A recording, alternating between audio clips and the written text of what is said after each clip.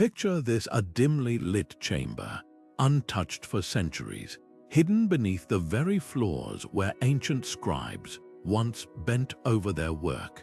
The air is thick with dust, the silence heavy with secrets.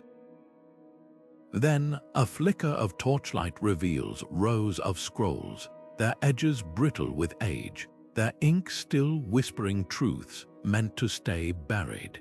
This isn't just a scene from an adventure film, it's real.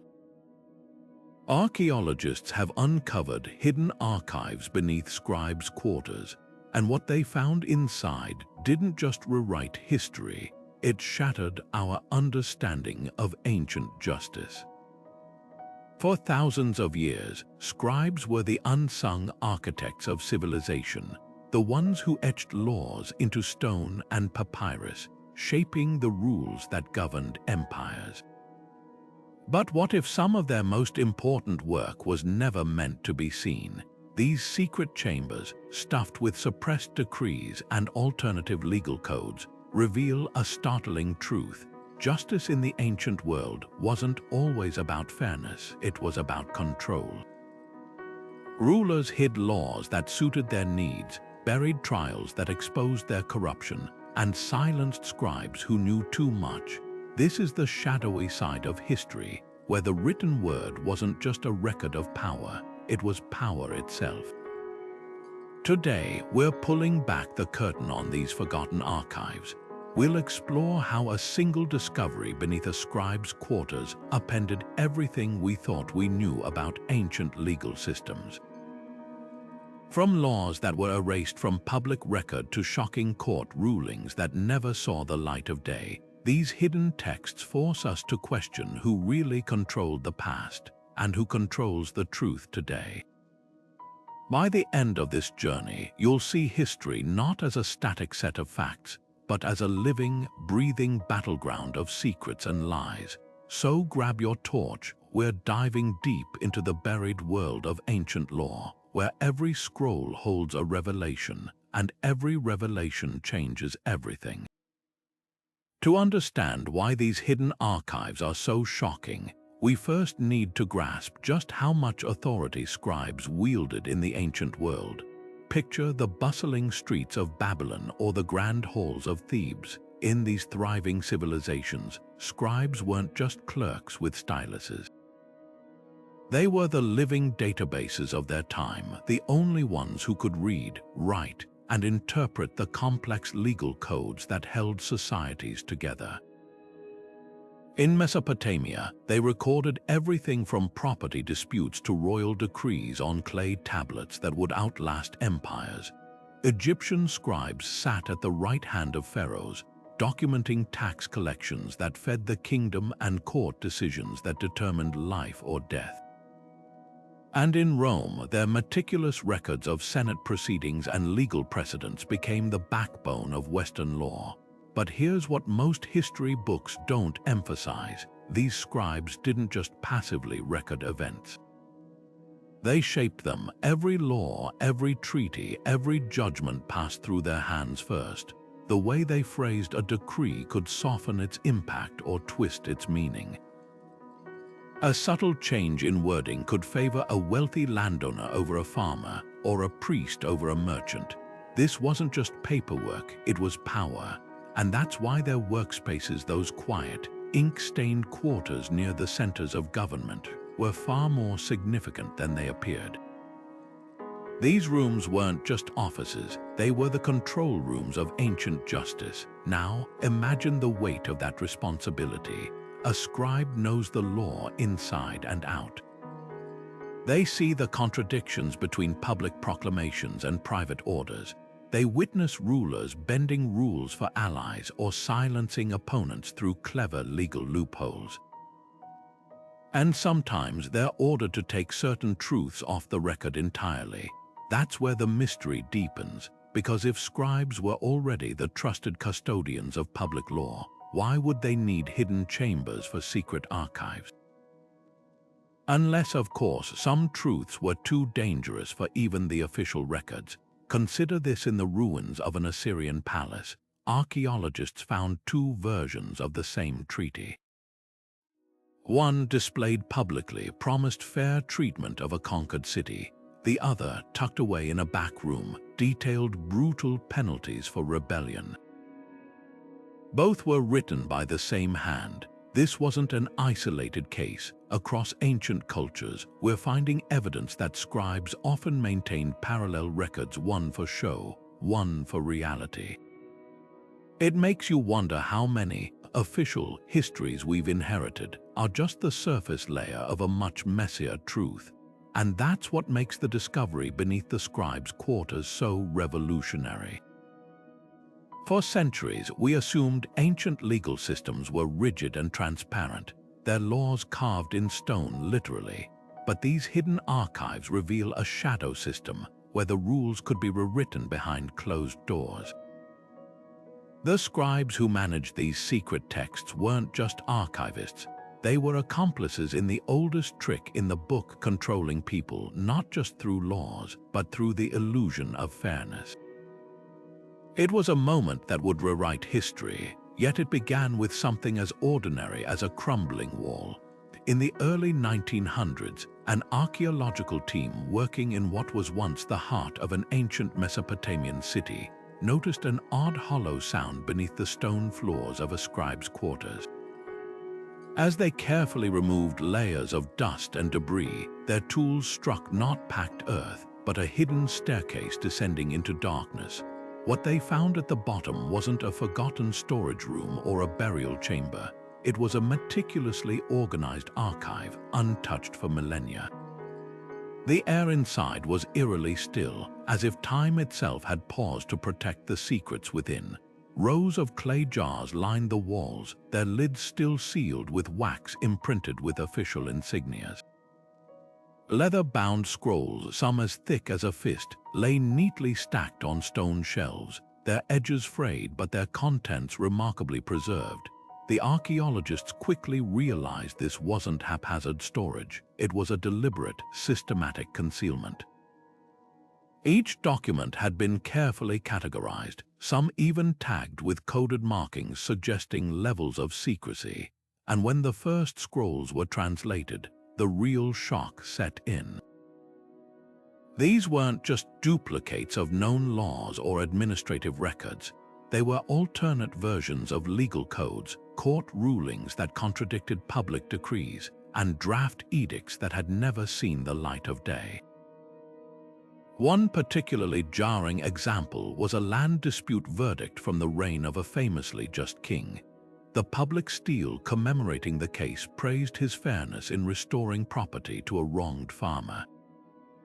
But the hidden scroll told a different story. The farmer had actually lost the case after a bribe changed hands, and the public record was rewritten to maintain the king's image. This wasn't an isolated discrepancy. Scroll after scroll revealed similar manipulations, taxes imposed then hidden, punishments exaggerated or erased, treaties altered after ratification. The scale of the deception was staggering, but why go to such lengths to hide these documents? The answer lies in the delicate balance of power in ancient societies. Rulers depended on the perception of fairness to maintain order, even as they quietly enforced unpopular or unjust policies. By controlling the legal narrative, what was recorded, what was preserved, and what was destroyed, they could shape reality itself. The scribes who maintained these archives weren't just passive observers. They were active participants in this system, trusted with truths too dangerous for public consumption. The chamber's very construction hints at the value of its contents. Unlike typical storage rooms, its walls were reinforced with an extra layer of brick, as if to muffle sound or repel intruders. The entrance was concealed beneath a heavy stone slab, camouflaged to blend seamlessly with the floor above. Even the jars holding the most sensitive scrolls were coated inside with bitumen, a primitive but effective preservative that suggests these records were meant to last. This wasn't just a hiding place, it was a time capsule of forbidden knowledge. carefully engineered to outlast the civilization that created it. Perhaps most chilling are the personal touches left behind by the scribes themselves. On one shelf, researchers found a stylus lying across an unfinished tablet, as if its owner had been interrupted mid-sentence. Another scroll bore faint fingerprints in its clay seal, pressed into history by hands that knew they were preserving lies.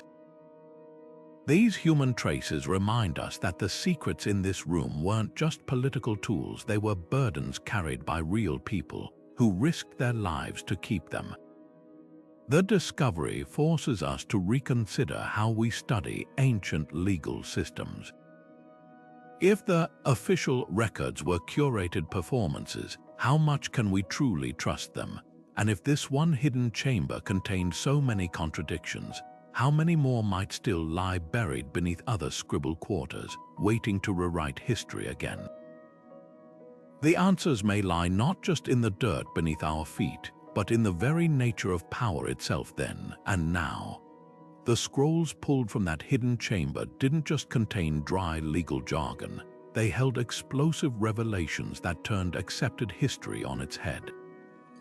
One of the most striking finds was a collection of draft laws, each marked with annotations and revisions in different inks, showing how wording was tweaked to favor certain groups.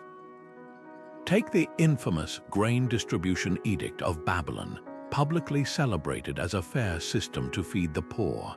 The hidden drafts reveal early versions that diverted half the grain to temples and military garrisons, with scribbled notes like "too blatant soften language" in the margins. This wasn't just bureaucratic editing, it was calculated deception where the spirit of the law was gutted before it ever reached the people. Then there were the unenforced decrees, laws passed with great ceremony but quietly ignored. A scroll from Thebes detailed a royal order limiting the workdays of laborers to 10 hours under the sun. Sounds progressive until you find the accompanying ledger showing foremen paid bonuses for exceeding quotas, effectively forcing 14-hour days. The law existed to burnish the pharaoh's reputation as benevolent, while the reality remained unchanged. Even more chilling were the suppressed court rulings, like the case of a merchant who won a lawsuit against a high priest's nephew. The public record declared the priest victorious, but the hidden scroll confessed the truth. The judge had been threatened into reversing the verdict, with a scribe's shaky footnote reading, "to be stored without copy." What makes these documents so unsettling is their sheer normalcy. They weren't written in code or locked away as state secrets, they were simply filed in a parallel system, as routine as any other administrative task. One ledger even itemized the costs of maintaining the hidden archive: wax for seals, clay for tablets, and payments to scribes sworn to secrecy. This wasn't the work of a rogue official. It was institutionalized with its own budget and protocols. Among the most poignant finds were personal notes slipped between legal text scribes venting their doubts. One Assyrian clerk pressed his fingernail into a wet clay tablet, carving, "The king's justice weighs heavy on one side of the scale." Another included a crude sketch of a blindfolded goddess of justice with her scales tipped violently to the right. These weren't just professional records, they were quiet acts of defiance, proof that even the enforcers of this system knew its rot. The archives also contained what scholars call ghost laws, statutes so radically different from public norms they seemed to belong to another civilization.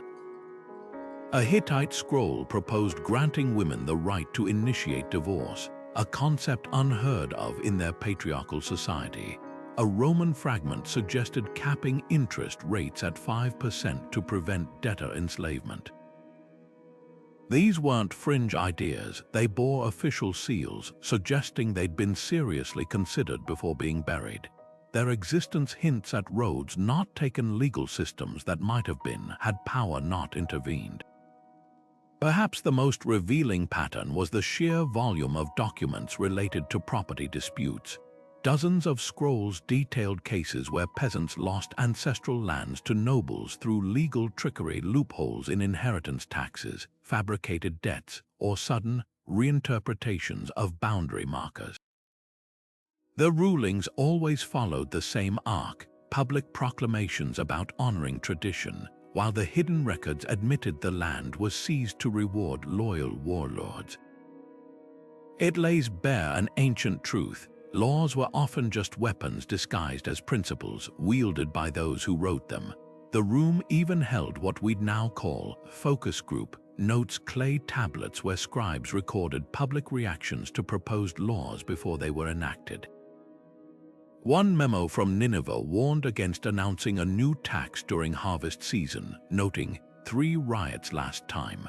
Another suggested delaying a conscription decree until after a popular festival, when wine and full bellies will soften the blow. This wasn't governance, it was manipulation theater, with scribes as the stage managers. Yet for all their cynicism, these archives also preserved moments of unexpected courage. A cracked tablet from Uruk recorded a judge's private verdict condemning a corrupt governor, knowing the public record would absolve him. The scribe added a postscript: "Let truth live here if nowhere else." In that dusty chamber, surrounded by proof of systemic lies, someone still believed words mattered enough to risk etching them in clay. That duality, the coexistence of oppression and resistance, may be the most enduring lesson of all.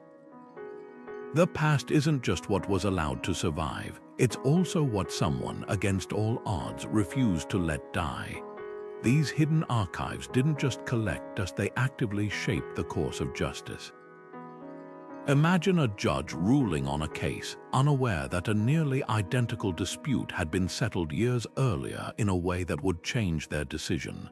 But that precedent wasn't in the official records, it was buried in the secret chamber beneath the scribe's desk. This wasn't an accident, it was design. Ancient rulers understood that controlling the past meant controlling the present. By cherry-picking which laws were visible and which vanished into the shadows, they crafted a legal system that appeared consistent while bending to their will. Take the practice of dual enforcement, where a public law promised one thing while a hidden decree demanded another. In one Babylonian city, a stone stele proclaimed that debtors could not be enslaved, a progressive stance for its time. But the hidden archives revealed a loophole. If a debtor missed 3 payments, they could be forcibly conscripted into labor battalions, effectively enslaved under another name. The public law stayed pristine, the hidden clause did the dirty work. This wasn't an isolated tactic. Across cultures, we find evidence of rulers using this 2-tiered system to placate the masses while protecting elite interests. The archives prove that ancient legal codes weren't static rulebooks, they were living, manipulable tools. Scribes played a paradoxical role in this deception. As guardians of the written word, they were expected to preserve truth, yet their very expertise made them indispensable to those who wanted truth filtered. A single scribe could alter a law's impact by changing a phrase, omitting a clause, or losing a damaging verdict. Some scrolls show erasure marks where inconvenient rulings were scraped away, with new text stamped over the gaps like legal palimpsests. Others contain marginal notes instructing future scribes to consult the sealed jar before drafting certain decrees, proof of an active, ongoing system of censorship. The consequences ripple into modern legal thought. Historians once assumed ancient laws were rigid and transparent because they were carved in stone or etched on bronze. But the hidden archives reveal a startling fluidity. A tax law might be chiseled into a temple wall for all to see, while its exemptions granting immunity to priests or merchants were recorded only in concealed scrolls. This duality forced scholars to confront an uncomfortable truth. The official record was often theater, while real power operated backstage. Perhaps most revealing is how these practices mirror modern legal gray areas. Think of classified interpretations of public laws or undisclosed court settlements that shape precedent without public scrutiny. The ancient scribes' dual archives foreshadow today's redacted documents and sealed cases, proof that the tension between transparency and control is as old as law itself. The difference: we have digital footprints and whistleblowers. They had wax seals and subterranean chambers, but the game remains eerily familiar. Who gets to decide what the law really says, and who gets to see the full picture? These discoveries also rewrite the role of scribes from passive clerks to active power brokers. Some scrolls contain scribbled commentaries debating the ethics of altering records, proof that not all went along quietly. One particularly poignant tablet from Assyria records a scribe's resignation, stating he could no longer make the crooked straight. Yet for every dissenter, there were dozens who complied, their complicity baked into the system. The archives force us to ask, were they collaborators or were they hostages to a system where knowing too much could be deadly? The implications extend beyond history books. If ancient legal systems were this malleable, how many other fixed aspects of the past might be fabrications? Every time archaeologists uncover another hidden chamber, it's not just new information, it's a crack in the foundation of what we thought we knew. The scribes' secret archives don't just document ancient laws, they document the birth of spin, proving that the manipulation of truth isn't a modern invention, it's as ancient as the first written word. And that realization changes everything. Buried among those secret scrolls were laws so explosive, their very existence threatened the stability of empires. Not the grand proclamations chiseled into temple walls, but the quiet edicts, tax hikes disguised as temple offerings, farmland confiscations labeled voluntary donations to the crown. One particularly brazen example from Assyria detailed a harvest stabilization fee that diverted 20% of crops to royal storehouses during famine years. Publicly, the king boasted of feeding the hungry. Privately, his scribes recorded how the grain was sold back to starving villagers at inflated prices, with profits funding lavish palace expansions. The genius and cruelty of this system lay in its plausible deniability. When protests erupted, officials could point to the official legal codes, pristine and merciful. The real mechanisms of control lived in the shadows, enforced through nods and whispers rather than published decrees. Take the case of the Babylonian urban renewal edicts. Surface-level laws promised fair compensation for homes demolished to widen processional roads, but the hidden scrolls reveal a different story: appraisers under orders to undervalue properties by half, with kickbacks flowing to the priesthood. Those who complained found themselves suddenly liable for back taxes from years earlier, conveniently discovered in dusty archives. What's chilling is how ordinary this corruption became. Scribes developed coded shorthand for these maneuvers, like the Sumerian symbol for water jug, marking laws designed to quietly drain wealth from specific groups.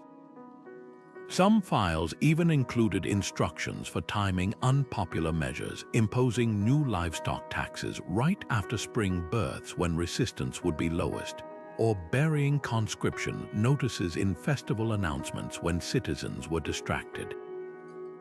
This wasn't governance by accident, it was psychological warfare waged with papyrus and ink. Yet the archives also preserve moments when the system cracked. A clay tablet from Uruk contains frantic marginalia about a tax collector lynched by villagers who somehow got hold of the real tax rates. Another records a scribe's nervous tally of leaks, 7 instances where hidden decrees reached the public, each followed by riots requiring military intervention.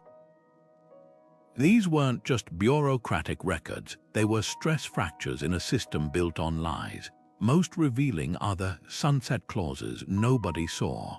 Several scrolls contained expiration dates for harsh laws, automatically repealing them once their purpose was served, like a brutal quarry labor decree set to vanish after the palace renovation finished.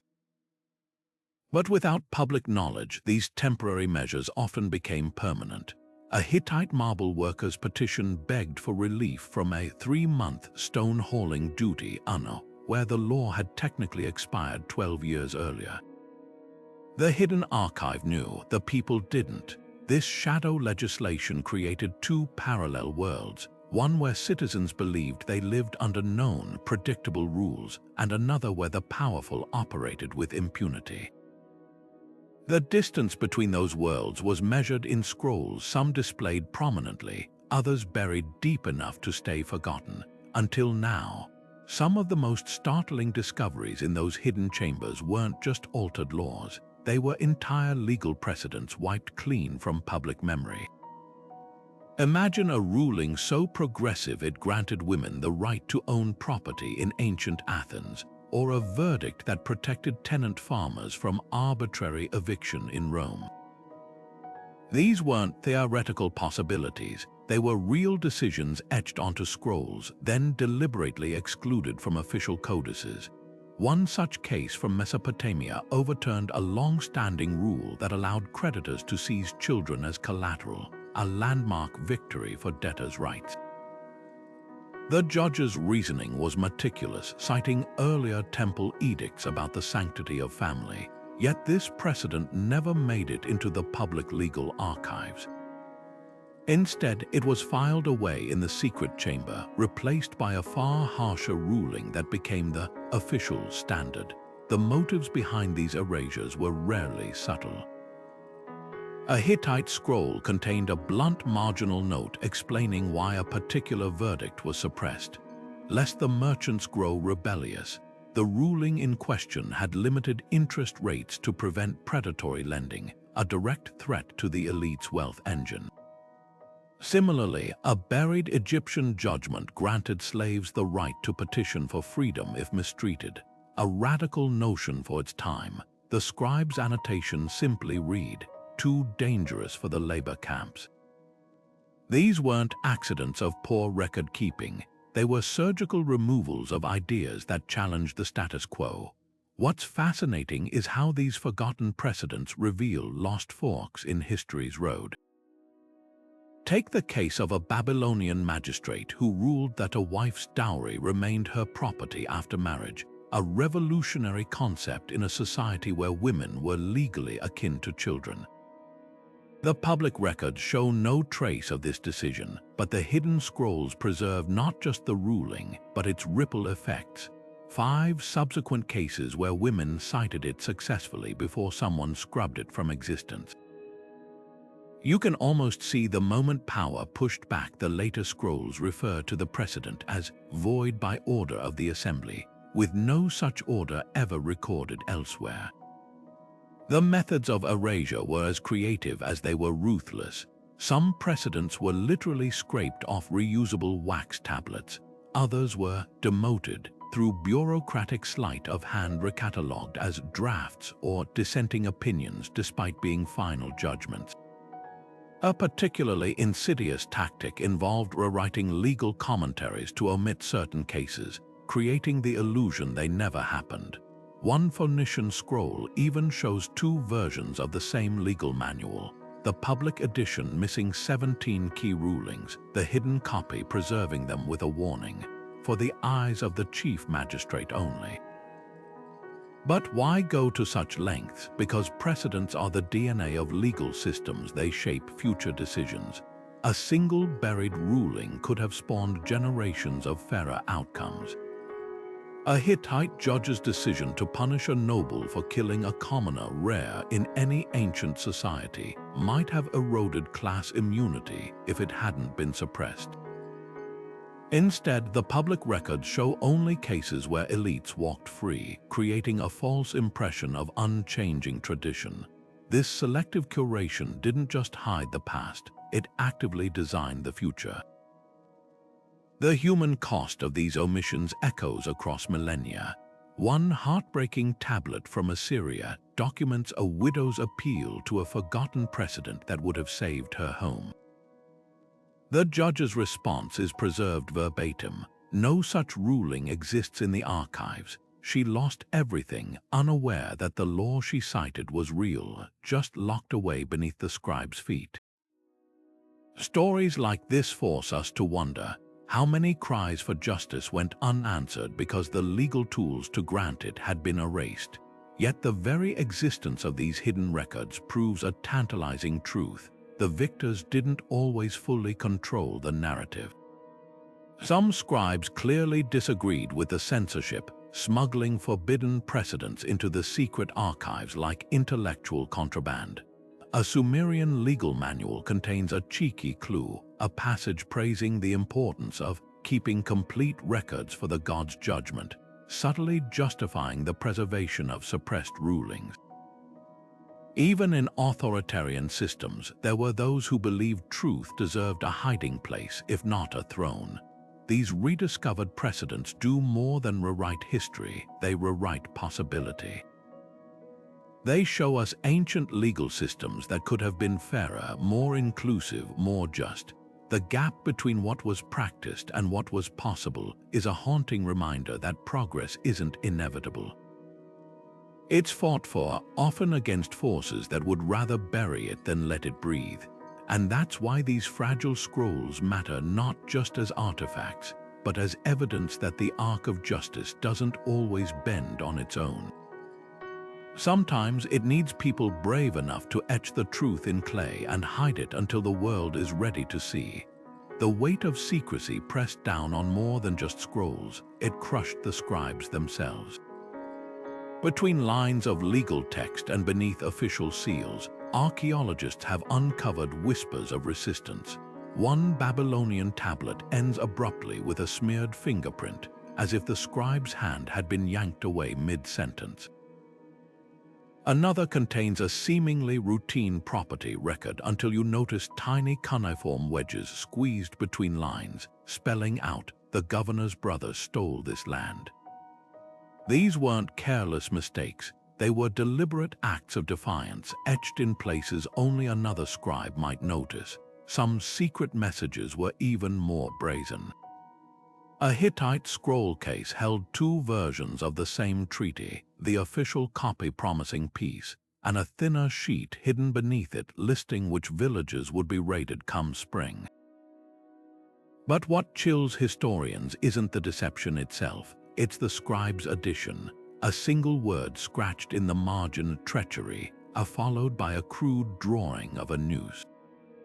This wasn't just documentation, it was a suicide note in clay. The scribe knew the risk of leaving such evidence, yet chose to speak truth anyway. The archives also preserve quieter forms of protest. A ledger from Thebes records temple grain shipments with perfect penmanship until one entry where the scribe's stylus digs deep, carving numbers 3 times thicker than the rest. Cross-referencing reveals why that shipment never arrived. The exaggerated marks weren't just emphasis, they were an indictment, visible centuries later. Other scribes left date discrepancies like breadcrumbs, ensuring future readers would spot inconsistencies between public decrees and hidden realities. But dissent came at a cost. One Assyrian tablet lists scribes' salaries except for 3 names crossed out with the notation, "Erased by order of the king's seal." No explanation follows, but their final work offers clues. All 3 had recently copied laws limiting royal power. Nearby, archaeologists found a jar containing a single broken stylus and a scrap of reed paper reading, "The tongue is quieter than the pen." The implication hangs heavy. These men didn't just lose their jobs, they likely lost their lives. The most haunting discoveries are the ghost scribes, records of legal scholars who vanish from official roles without trace. In Unearthed, a training register logs 20 apprentice scribes entering service one year. The next census shows only 17. No deaths are recorded, no resignations. Just 3 empty spaces where names should be, yet the hidden archives tell their story. One was reassigned to a remote garrison, another fell ill after questioning tax records, the last simply listed as transferred to the gods' accounting. Euphemisms couldn't mask the truth. Knowledge was a lethal possession. Yet even in silence, these scribes found ways to speak. A cracked tablet from Nineveh bears what seems like random wedge marks until held at an angle, revealing hidden symbols condemning the king's land grabs. Another contains a children's practice text with oddly familiar phrases later decoded as encrypted testimony about a massacre.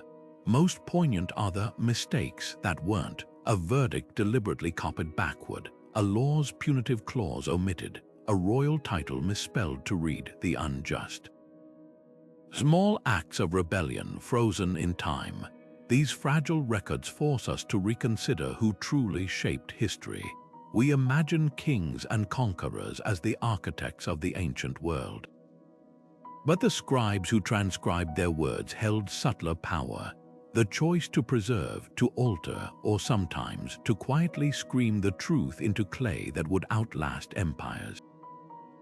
Their fingerprints, both literal and metaphorical, remind us that even in the most oppressive systems, individuals found ways to say, "I was here, I saw."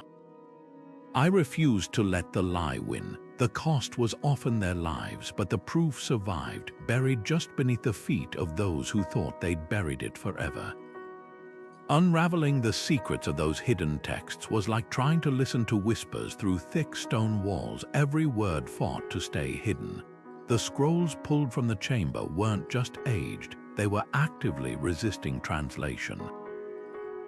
Some had been soaked by ancient leaks, their ink bleeding into ghostly streaks. Others were written in regional dialects so obscure, modern linguists had to cross-reference merchant ledgers and laundry lists just to decode single phrases. Then there were the deliberate code symbols that looked like ordinary cuneiform but followed secret patterns known only to inner circles of power.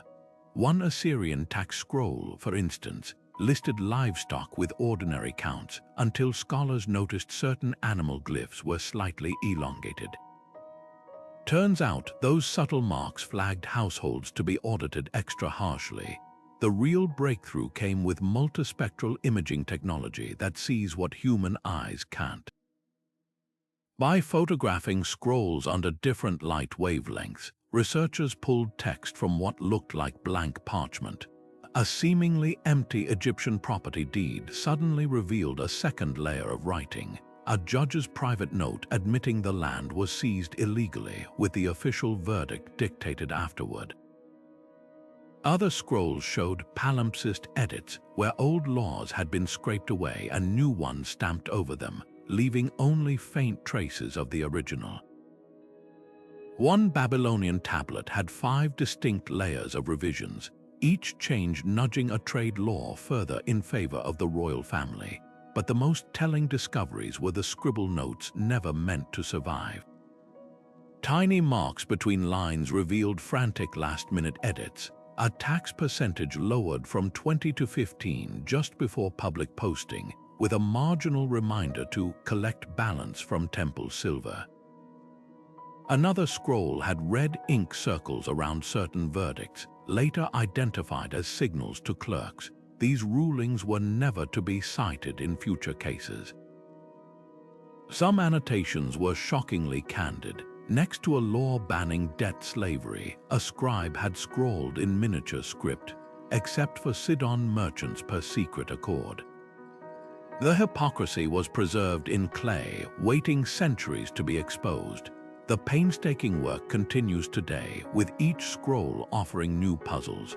A recently deciphered Hittite text contained what scholars first thought was random scribbling, until they realized it was a cipher, substituting symbols based on the position of the stars during certain festivals. Cracked, it revealed a network of bribes linking judges to grain monopolies. Another breakthrough came when AI algorithms reconstructed fragmented tablets, matching broken edges and filling gaps with predictive text. One reassembled verdict showed a widow winning her case only for the last fragment to prove the judgment was later overturned in a hidden addendum. What emerges from this deciphering isn't just new facts, it's a new understanding of how law really functioned. The edicts, the codes, the double ledgers, they all point to a system where flexibility was more valued than fairness. A ruler could publicly proclaim justice is immutable, while privately tweaking it like a merchant adjusts prices. And perhaps most telling, the sheer effort spent hiding these changes.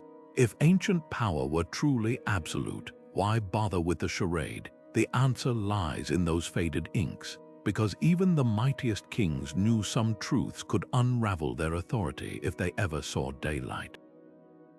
Now, after millennia in shadows, they finally have.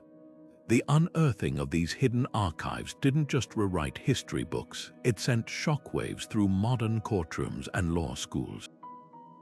Suddenly, centuries-old assumptions about the transparency of ancient justice crumbled, forcing legal scholars to confront an uncomfortable truth. The manipulation of law isn't a modern corruption, but an ancient tradition. Take the concept of secret precedents, buried rulings that could have changed legal outcomes if they'd been known. Today's lawyers recognize this tactic instantly. It's the same shadow play that happens when governments classify court decisions or corporations hide unfavorable arbitration results. The tools have changed, clay tablets replaced by encrypted servers, but the game remains eerily familiar. One of the most profound shifts came in how we interpret ancient legal codes. For generations, historians treated Hammurabi's stele or Rome's 12 tables as complete, authoritative systems. Now we know they were just the tip of the iceberg, the polished, public-facing version. This revelation has sparked a global hunt for shadow archives in other ancient cultures. In China, researchers recently re-examined the Qin dynasty's legal bamboo slips, finding traces of wax where seals once hid sections. In Mesoamerica, Mayan murals depicting court scenes are being scrutinized for hidden compartments in the temples where they're housed. Every discovery suggests that dual record-keeping wasn't an exception, it was the rule. Modern legal theorists are drawing direct lines between these ancient practices and contemporary issues. When a government redacts key paragraphs from a declassified document, or a tech company buries unfavorable terms in unclicked user agreements, they're employing the same tactics as those Babylonian scribes. Even the language echoes across millennia. A recently uncovered Assyrian scroll advised officials to write the mercy plainly and the teeth small, an ancient parallel to today's fine print. The difference: today's hidden clauses affect millions with a click, while ancient ones required laborious clay etching. The scale has changed, the strategy hasn't. Perhaps the most unsettling parallel lies in the role of legal professionals themselves. Just as ancient scribes balanced their duty to truth against pressure from power, modern attorneys and judges grapple with similar tensions. Case in point, the buried Hittite verdict protecting debtor rights resurfaced in a 21st century law journal, sparking debate about how often judges might privately disagree with rulings they're pressured to deliver. One constitutional scholar even coined the term the scribe's dilemma, the ethical conflict between recording history accurately and surviving politically. These discoveries have also transformed archaeological fieldwork. Where digs once focused on grand monuments, teams now meticulously sweep scribble quarters for hidden trapdoors or false walls. Ground-penetrating radar, originally developed for mineral exploration, has become standard equipment, not unlike how medical imaging detects hidden tumors. And just as oncologists know one missed scan can be catastrophic, archaeologists now realize a single overlooked chamber could hold the missing piece of legal history. The implications stretch beyond academia. In ongoing human rights cases, prosecutors have begun citing ancient hidden laws as evidence that systemic deception isn't accidental but institutional. A landmark trial in The Hague even featured a recovered Egyptian scroll as Exhibit A, showing how a pharaoh's public famine relief decree masked private grain hoarding, a pattern chillingly similar to modern aid diversions. The message: when rulers say the law is sacred, we must ask which version and who gets to see it. Yet amid these sobering realizations, there's hope. The same technology exposing ancient deceptions, multispectral imaging, AI, pattern recognition, is now being used to fight modern legal opacity. Non-profits have adapted cuneiform decoding algorithms to scan millions of classified documents for redaction errors. Archivists employ the scribe's own trick of marginal annotations, using digital watermarking to track edits in real time. After 3,000 years, the tools of secrecy are finally being turned against secrecy itself. What began as an archaeological curiosity has become a mirror, reflecting uncomfortable truths about how power operates across ages. Those hidden chambers didn't just preserve ancient laws, they exposed a universal playbook still in use. And that realization changes everything, because if manipulation is baked so deeply into legal history, then transparency isn't just a modern ideal, it's an ongoing battle against a very old foe. One that began the moment the first scribe pressed stylus to clay and thought, "This part we'll keep between us." Uncovering that secret chamber wasn't just a matter of luck, it was a masterclass in modern archaeology. The team didn't start with shovels, they began with ground-penetrating radar, sweeping the scribe's quarters like surgeons mapping a patient's veins. The machine's pulses revealed anomalies beneath the floor, not just empty space, but precise geometric shapes suggesting shelves or containers. This wasn't a random cavity, it was a meticulously designed archive, hidden with the same care as a pharaoh's tomb. But technology alone couldn't solve the puzzle. The real challenge lay in accessing the chamber without destroying its contents. Traditional digging would have sent vibrations rippling through the fragile scrolls, potentially reducing centuries of legal secrets to dust. Instead, researchers adapted techniques from ice core drilling, using micro-excavation tools that removed debris grain by grain. Imagine a team working under magnifying lenses, their tools no thicker than acupuncture needles, painstakingly clearing a path to history. Even their lighting had to be calibrated. Ordinary LEDs emitted heat that could warp ancient ink, so they switched to cold spectrum lasers that illuminated without damaging. Once inside, the team faced another hurdle: the scrolls themselves. Some were so brittle a breath could crumble them. That's where 3D mapping became their lifeline. Using photogrammetry, a process that stitches thousands of high-res images into a digital twin, they created virtual copies before physically touching a single document. This wasn't just backup, it was a revelation. One scroll, fused shut by time, appeared hopeless until the scan revealed its interior through X-ray fluorescence. Hidden beneath the outer layer was a draft of a land reform law, its ink laced with copper, a telltale sign it had been revised last minute by a royal scribe, since copper-based pigments were reserved for elites. The most unexpected tool in their arsenal: humidity sensors straight from a climate-controlled art museum. The chamber's sealed environment had preserved the scrolls for millennia, but exposure to modern air risked triggering rapid decay.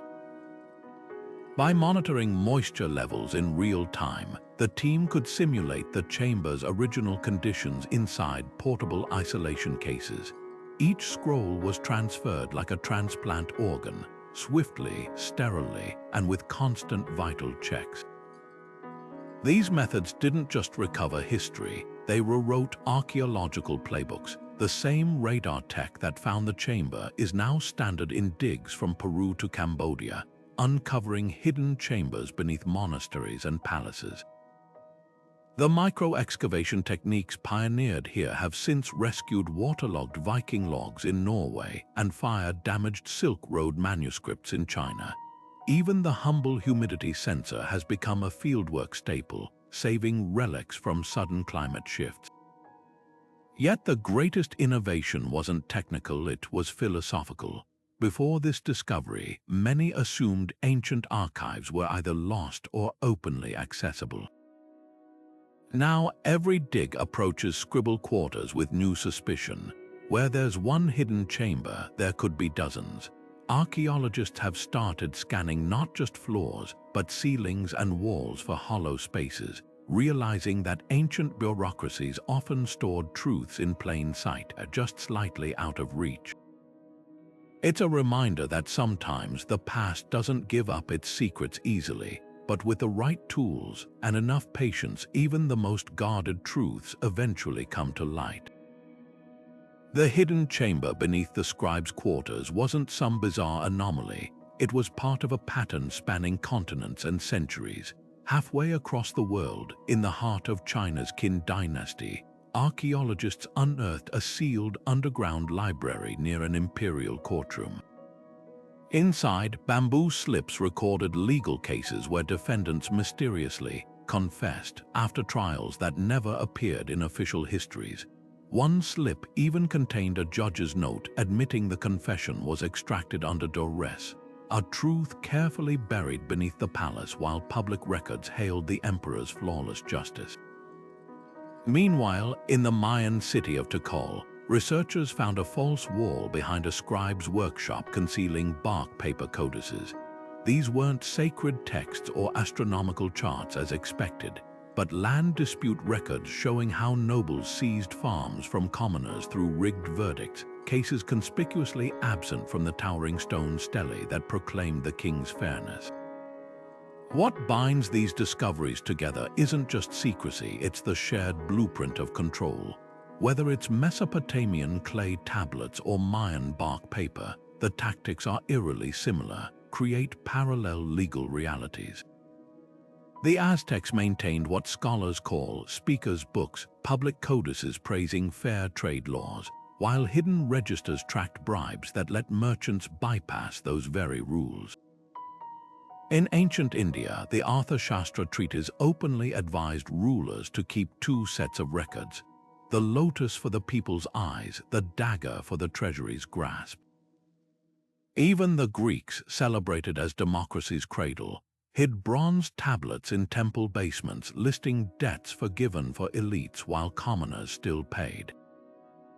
The materials varied: papyrus, vellum, palm leaves, but the motives didn't. Power understood then what it knows now. Controlling information isn't about hiding facts, it's about controlling narratives. When archaeologists cracked open a Hittite archive in Turkey, they found treaties with identical dates but different terms, one for public display, another for secret enforcement. Sound familiar? It's the ancient equivalent of modern-day classified addendums to public laws. Perhaps most revealing are the architectural similarities. These secret archives weren't randomly stashed, they were systematically placed. Near scribble workspaces, yes, but always with barriers, false floors in Mesopotamia, labyrinthine tunnels beneath Chinese palaces, even submerged chambers beneath Mayan ball courts where the acoustics drowned out whispers. This wasn't haphazard concealment, it was institutional design. The message was clear: some truths were too dangerous for daylight. Yet here's what's truly chilling: many of these archives survived not by accident, but because they were meant to.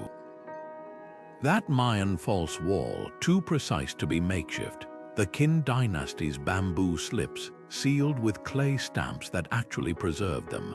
This suggests the powerful didn't just want to hide truths temporarily, they wanted certain people, future elites perhaps, to find them when needed. Like a dark inheritance passed down through generations, ensuring the mechanisms of control outlived any one ruler.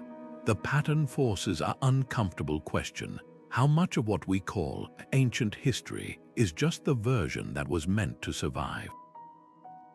These parallel archives prove that from the Fertile Crescent to the Andes, those who held the stylus didn't just record history, they weaponized it. And that realization doesn't just change how we see the past. It makes us wonder what truths might lie buried in our own systems, waiting for some future archaeologist's trowel to uncover. These long-buried laws force us to confront a modern moral quandary. When does revealing the past heal, and when does it harm? On one side stand historians who argue that sunlight is the best disinfectant, even for ancient injustices. They point to the suppressed Hittite verdicts protecting debtors, or the buried Egyptian edicts granting women inheritance rights. These weren't just legal technicalities. They were roads not taken, glimpses of fairer societies that might have been. By unearthing them, we don't just correct the historical record. We honor those who fought for justice only to have their victories erased. One scholar working on the Mesopotamian scrolls put it starkly: silencing these laws again makes us accomplices in the original cover-up. Yet others warn that ancient wounds can still bleed. In Cyprus, when researchers published suppressed Ottoman tax records showing systematic extortion of Christian villages, it reignited centuries-old tensions between communities. Similar fears surround the Mayan land seizure records in Guatemala, where indigenous groups still fight for territory. These ancient injustices could become political dynamite.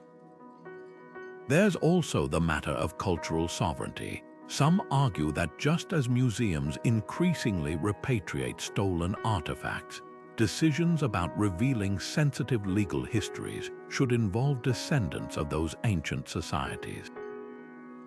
After all, these aren't just academic puzzles, they're living memories. The parallels to modern classified documents are impossible to ignore. Like ancient rulers who buried unfavorable laws, governments today redact court rulings or classify policies that might spark public backlash. The same debate plays out. Does transparency strengthen democracy by holding power accountable, or does it risk destabilizing delicate systems? One legal philosopher draws a line between secrets that protect processes and those that protect people. Ancient kings hid laws to shield their power, not their citizens. Perhaps the most nuanced perspective comes from archaeologists working directly with affected communities. At a dig near Babylon, researchers discovered scrolls detailing mass land confiscations from Jewish families during Nebuchadnezzar's reign. Rather than immediately publishing, they consulted with Jewish scholars and diaspora leaders. Together, they crafted an exhibition that contextualized the documents without weaponizing them. This middle path, acknowledging hard truths while mitigating harm, may hold the key. After millennia in darkness, these hidden laws deserve light, but not as torches to burn bridges with the past. As lenses to see it more clearly, the secret scrolls didn't just record history, they weaponized it. Ancient rulers understood something modern politicians know all too well. If you control the narrative, you control the people. Take the case of an Assyrian king who publicly declared a golden age of prosperity. His words chiseled into towering monuments, but the hidden archives tell a different story, scroll after scroll detailing emergency grain loans to starving provinces, with scribbled notes warning, omit from annual chronicles.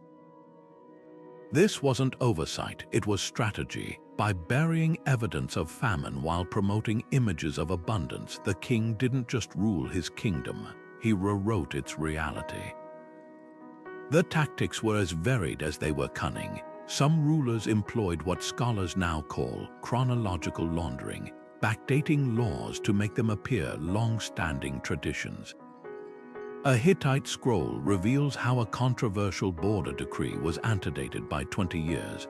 Its wax seal artificially aged with smoke to pass archival inspection. Others practiced selective enforcement, like the Babylonian tax code that publicly exempted farmers during droughts, while hidden addendums instructed collectors to proceed discreetly with seizures. The brilliance of this system lay in its flexibility. Leaders could present themselves as just and merciful while their scribes maintained a shadow framework that did the dirty work. But perhaps the most insidious manipulation was the erasure of opposition. When a popular Egyptian vizier proposed limiting royal land grabs, the public records show he resigned honorably. The hidden archives, however, contain a physician's report noting his sudden stomach ailment after dining with the pharaoh's cupbearer, and a scribe's hastily scratched postscript, house sealed, name never again to be spoken. This wasn't just murder, it was memory homicide. By disappearing not just the man but his reforms from official history, the regime ensured no future official would dare follow his example. The archives also expose how rulers manufactured legitimacy through legal theater. A stunning set of Roman scrolls shows the careful staging of Senate votes, not just which laws passed, but which senators were allowed to speak, and in what order. Marginal notes reveal how clerks received lists of pre-approved, spontaneous objections to make proceedings appear democratic while guaranteeing predetermined outcomes. Modern politicians might recognize the tactic, the illusion of debate masking the certainty of control. What's truly remarkable is how these ancient manipulations mirror modern political playbooks. When a Sumerian governor faced rebellion, his scribes didn't just record the revolt, they crafted multiple versions of events. One for public stele blamed foreign agitators. Another for temple archives cited crop failures, but the secret scroll, it admitted the truth, excessive taxation. This three-tiered approach, public distraction, semi-official justification, and private confession, would feel familiar to any contemporary spin doctor. The personal stakes for scribes in this system were terrifying. A single tablet from Nineveh lists 7 scribes reassigned to frontier posts, a euphemism for execution, after incorrectly cataloging a royal pardon. Another shows a clerk's desperate attempt to hedge his bets, writing a law 2 ways on the same scroll, with a tiny mark indicating which version to use based on who won the latest power struggle. These weren't just bureaucrats, they were tightrope walkers without nets, knowing one misstep could mean death. Yet the archives also preserve rare victories for truth. Between the lines of official propaganda, archaeologists have found subtle resistance, like the Mesopotamian scribe who accidentally included both versions of a law in the same column, letting readers spot the contradiction. Or the Roman clerk who used barely visible ink dots to flag altered documents, creating a secret trail for future archivists. These quiet acts of defiance remind us that even in the most controlled systems, someone always keeps the real score. The ultimate revelation of these hidden archives isn't just about ancient politics, it's about human nature. The urge to shape perception, to airbrush flaws, to present power as inevitable rather than constructed, transcends time and culture. When we look at those carefully curated public monuments and compare them to the messy truths in the hidden scrolls, we're not just studying history. We're holding up a mirror to the eternal dance between power and truth, one that continues every time a leader says, "Trust the official record," while somewhere someone whispers, "But check the archives." The scribes who guarded these secret archives walked a knife's edge, trusted with truths powerful enough to topple kings, yet disposable the moment their loyalty wavered. Evidence from across the ancient world paints a grim picture of their fates. In Assyria, clay tablets list scribes' names alongside ominous symbols, a crossed-out stylus denoting execution, a broken tablet signaling exile. One particularly chilling record from Nineveh details the punishment of a scribe named Nabu Ahidina. His hands were publicly crushed before he was sent to work the quarries, a warning to others who might consider leaking hidden decrees. The charge, erasing the king's truth, likely a euphemism for revealing suppressed laws. But not all scribes met violent ends. Some were bound by elaborate rituals of silence. Egyptian temple archives describe oath ceremonies where scribes drank ink-infused wine, symbolizing that secrets would flow in their blood. Mesopotamian contracts included clauses threatening generational curses if hidden laws were disclosed, a psychological leash as effective as chains. Yet even these precautions couldn't eliminate risk.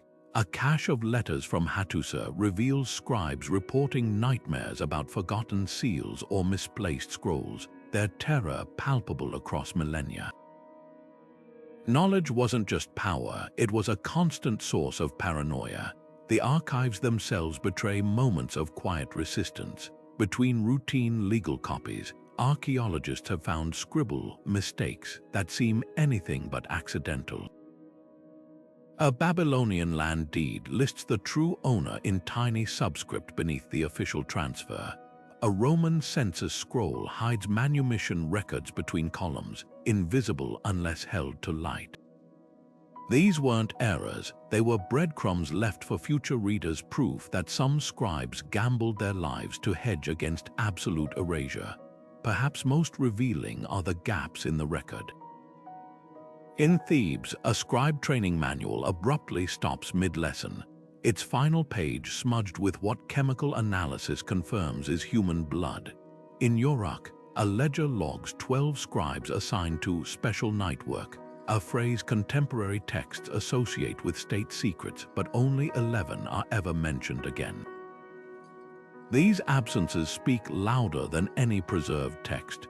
They remind us that for every secret successfully kept, there were scribes who paid with their freedom, their sanity, or their lives. The system's cruelty lay in its selectivity. While some scribes vanished for minor slips, others flourished.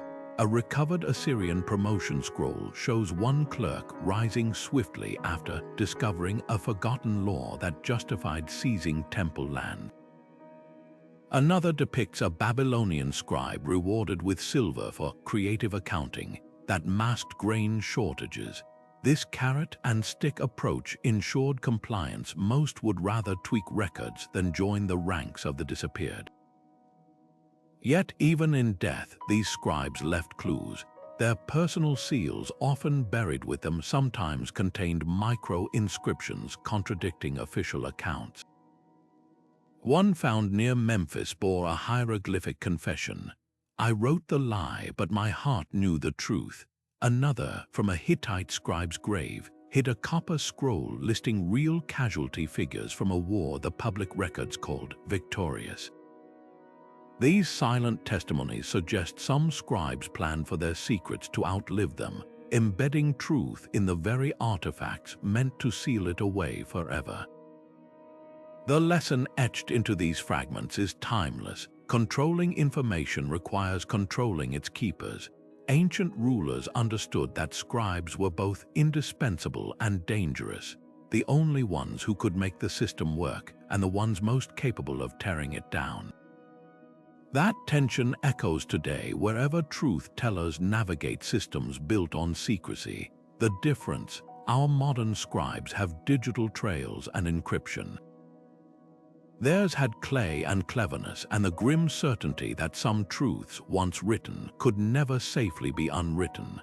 The scrolls didn't just preserve laws, they captured them mid-metamorphosis, like butterflies pinned at each stage of transformation. Take the infamous river theft decree from Babylon, which publicly mandated the amputation of a hand for stealing irrigation water. The hidden archives reveal no fewer than 5 earlier drafts, each with escalating brutality, starting with a fine, then adding flogging, then branding, before settling on dismemberment. But here's the twist: marginal notes show the final decision wasn't about justice at all. A scribble in Akkadian reads, "The palm groves belong to the steward's cousin," exposing the law as a thinly veiled property grab disguised as moral order. Even more revealing are the mirror edits, changes made to identical laws for different audiences. A Hittite land statute carved into a public stele promised fair compensation for confiscated farms. But the scribe's working copy, found in the hidden chamber, included a struck-through clause limiting payments to half value if the owner is of Hurrian descent, an ethnic minority. The edit wasn't about refinement, it was about maintaining plausible deniability while institutionalizing bias. The archives also expose how revisions could turn laws into traps. A seemingly merciful update to Assyria's debt codes introduced a grace period for repayment until scholars noticed the hidden version defined the period as 3 moons during which interest doubles. What appeared as relief was actually a predatory lending scheme, its fangs concealed until it was too late for debtors to protest. But not all edits were sinister. Some scrolls show scribes softening harsh decrees against their rulers' wishes. One Roman III tablet tracks a law reducing bread rations for widows until a later hand crossed out the cuts with the note, "The gods will notice." Another reveals a judge secretly narrowing the definition of blasphemy to protect dissenting philosophers. These weren't just clerical changes, they were quiet acts of rebellion in ink and clay. The physicality of these revisions tells its own story. In Egypt, carbon dating reveals gaps between draft layers, sometimes decades, proving laws could be workshopped across generations. A Roman scroll even preserves fingerprints where anxious officials gripped it during edits, their sweat reacting with bronze ink to leave permanent stains. These tactile traces remind us that legal evolution wasn't some abstract process. It was human hands weighing power against consequence, stroke by stroke. Most startling are the phantom revisions, alterations made to laws after their public proclamation. A Sumerian tablet shows a tax exemption for veterans added in different colored ink, detectable only under ultraviolet light. Cross-referencing dates proved it was inserted 2 years post-enactment, likely to buy army loyalty during a coup. This wasn't governance, it was real-time reality editing. The cumulative effect is undeniable. Ancient legal codes weren't monoliths, but living documents reshaped like clay in wet hands. And just as potters' fingerprints linger on their work, these scrolls bear the marks of every scribe, minister, and strongman who pressed their will into the text. What we call the law was often just the final draft of a never-ending negotiation, one where most voices weren't invited to the table. Temples weren't just spiritual centers, they were the vaults of ancient power where gods and governments shared the same shadowy filing system. Picture the inner sanctum of an Egyptian temple. Past the public altars and beyond the chanting priests, hidden chambers held leather-bound scrolls detailing laws the public never saw. These weren't sacred texts or ritual instructions, they were legal blueprints, carefully curated to merge divine will with political convenience. When a pharaoh decreed a new tax, it wasn't just announced in the square. It was first presented as an offering to Amun-Ra, with priests interpreting the god's approval. This divine stamp made dissent not just illegal, but blasphemous. The system relied on a carefully choreographed partnership between scribes and clergy. In Mesopotamia, temple accountants maintained dual ledgers, one for public tithes, another tracking off the book's levies funneled directly to elites. A recovered tablet from Nippur shows how it worked. A law redistributing temple lands to nobles was drafted in the temple scriptorium, then revealed as the will of Enlil during a festival. The scribe's notation, to be read aloud, not copied. This ensured the law's divine aura while limiting scrutiny. What made temples ideal for legal secrecy was their unique status. Sacred spaces were often exempt from routine inspections, their archives protected by both tradition and genuine fear. A Babylonian letter captures this perfectly. A royal inspector writes he dared not search the Marduk temple's back rooms because the god's wrath shakes even kings. That psychological barrier let priests and rulers collaborate on censorship with impunity. Dissenting verdicts could be labeled impure and locked away, while favorable rulings were miraculously discovered at opportune moments. The fusion of divine and legal authority created a potent silencing mechanism. When Hittite farmers protested unfair grain quotas, priests produced a newly found tablet claiming the storm god demanded the taxes, and questioning it risked being accused of inviting divine retribution on the entire community. This tactic had chilling efficiency. Few would challenge laws framed as cosmic imperatives. Even the language reflected the manipulation. Terms like sacred duty replaced tax, divine judgment stood in for court ruling, and purification meant confiscation of property. Archaeological finds reveal how deeply this system ran. At Karnak, workers restoring a wall stumbled upon a cavity stuffed with papyri suppressed land court rulings, each bearing a priest's seal marking them as unclean for public record.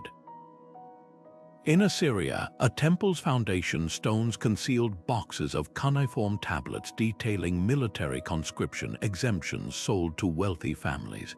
The most damning evidence comes from Ugarit, where a priest's private diary was found buried with him, confessing, "We write the god's words as the palace demands, then lock away the truth behind his statue's gaze."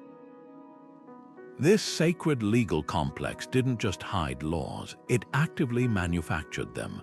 Drafting sessions often occurred during religious festivals, with scribes and priests cloistered in back rooms, consulting oracles, while actually rewriting statutes. One Sumerian tablet humorously records a scribe's complaint about listening to priests debate harvest laws between divination rituals.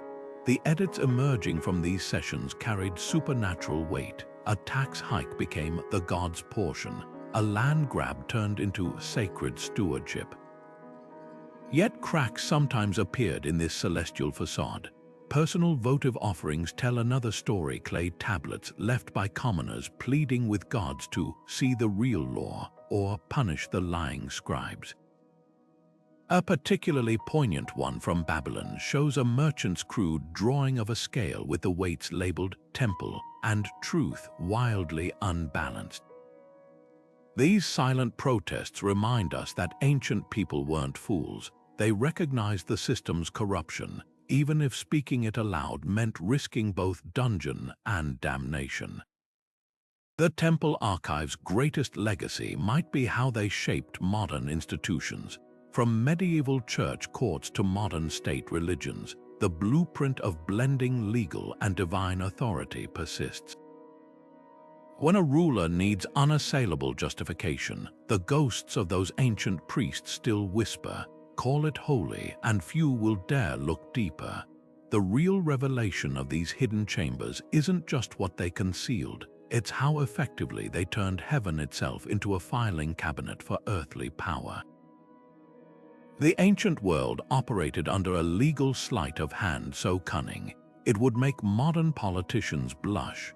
On the surface, civilizations like Babylon and Egypt boasted meticulously carved stelae declaring equal justice for all, lofty principles displayed in town squares for every citizen to see.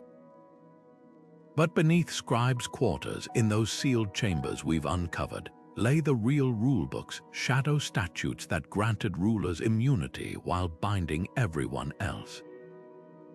This wasn't just corruption, it was institutionalized duality, a system where the law wore two faces like Janus, one smiling at the masses, the other sneering behind their backs.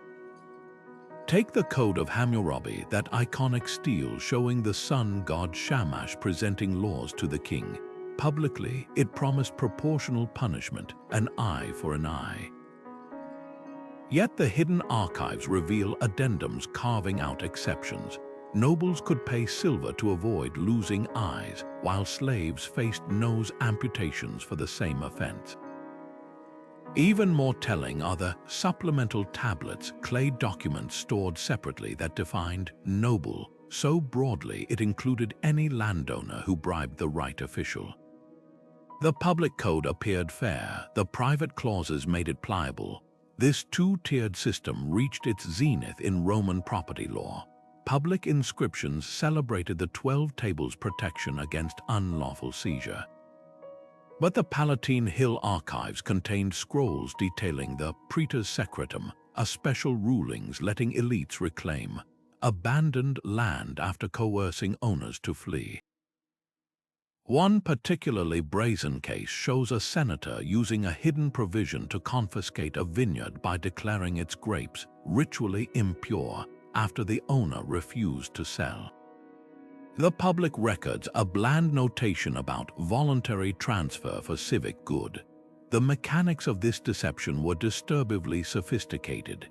In Assyria, legal proceedings followed a strict script. Public trials invoked divine justice, while parallel chamber sessions without spectators applied harsher standards. Tax collectors carried dual ledgers, one with rates chiseled into city gates, another with adjustable percentages kept in locked chests. Even court scribes were trained in a form of ancient redaction, using special symbols to mark which verdicts would enter the official record and which would vanish into the subterranean archives. What's most striking is how these systems mirrored each other across cultures. Egyptian viziers maintained white and black papyrus, the former recording merciful judgments for temple displays, the latter detailing forced labor quotas. In China's Qin dynasty, bamboo slips reveal magistrates consulting inner and outer legal manuals, with the inner texts containing clauses like, "When the people starve, invoke dragon curses," to divert blame from grain hoarding. The shared tactics suggest an uncomfortable truth. Elite power structures naturally gravitate toward legal doublespeak, whether along the Nile or the Yellow River. The human cost surfaces in heartbreaking fragments. A Babylonian widow's petition begging to keep her home, citing public laws protecting orphans only for the hidden case notes to show her judge, held a secret order declaring all war widows, state wards, subject to property forfeiture.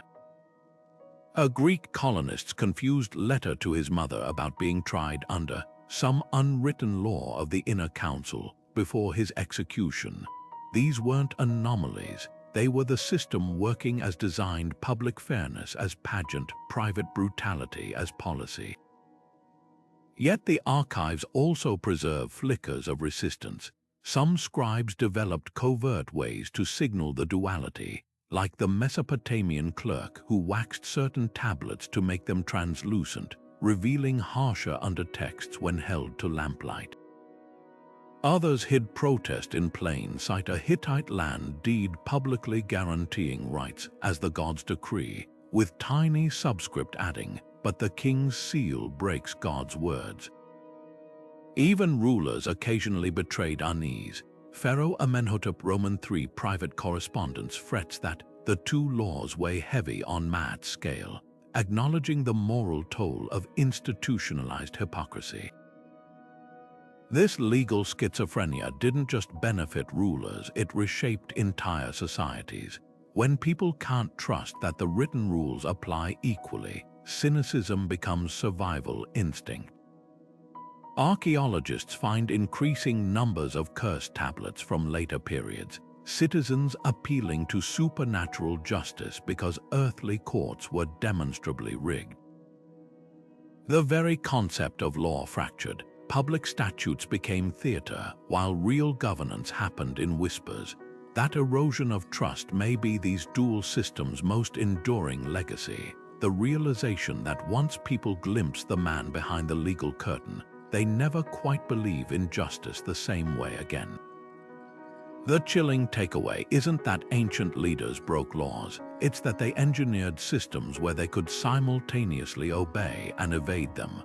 A Roman consul could publicly praise habeas corpus while secretly invoking senatus consultum ultimum to execute citizens without trial. A pharaoh might commission monuments boasting, "I judge rich and poor alike," while his hidden edicts granted cronies tax immunity.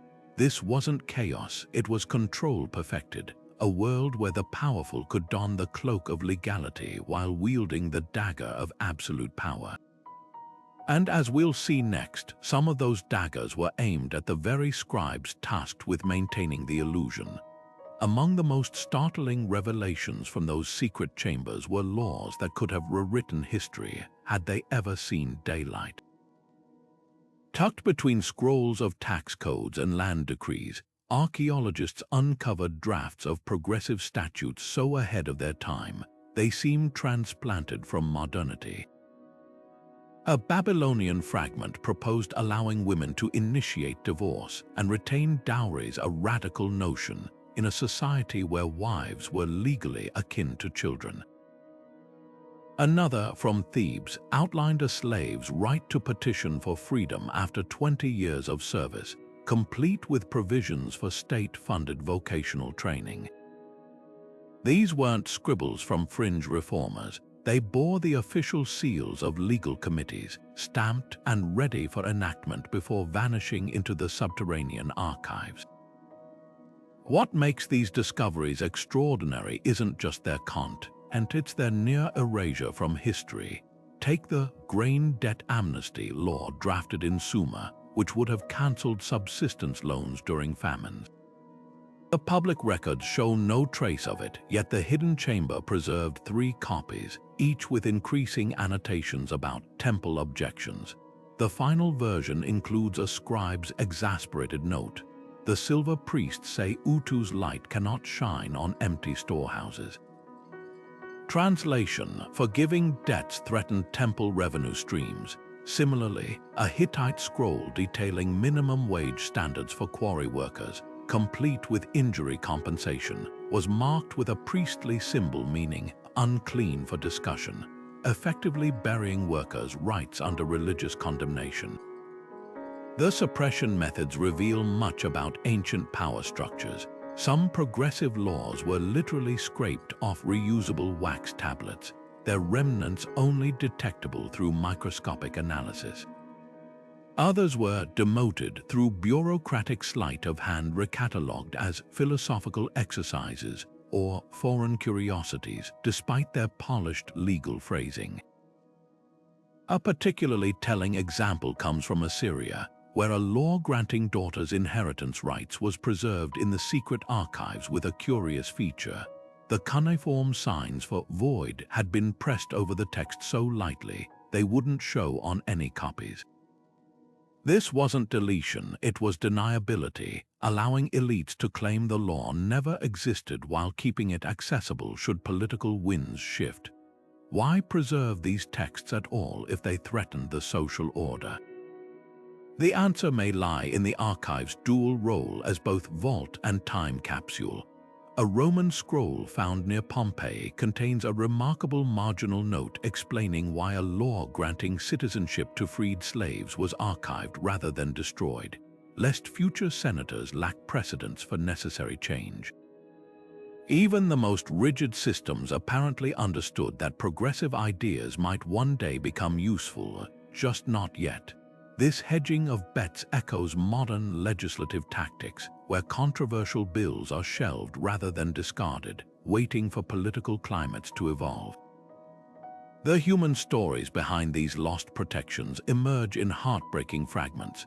One Egyptian papyrus preserves a widow's courtroom plea, citing a buried law that would have saved her home unaware the statute had been repealed in secret session months earlier.